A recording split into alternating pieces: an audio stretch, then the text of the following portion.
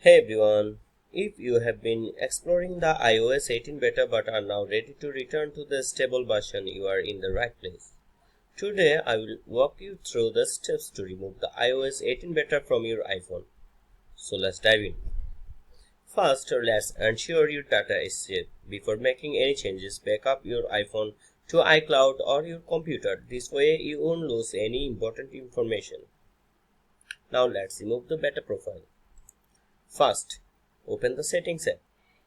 Then tap on General. Now scroll down and select VPN and Device Management.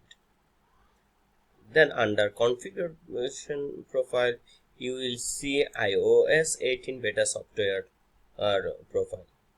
Tap on it.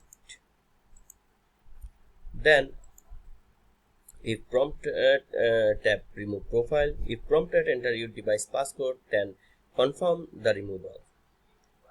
After removing the profile, restart your iPhone to apply the changes. Once your iPhone restarts, go back to Settings and tap on General, then select Software Update.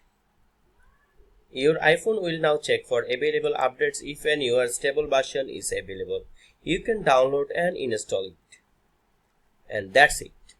You have successfully removed the iOS 18 beta from your iPhone. If you found this guide helpful, give it a thumbs up and subscribe for more tech tips.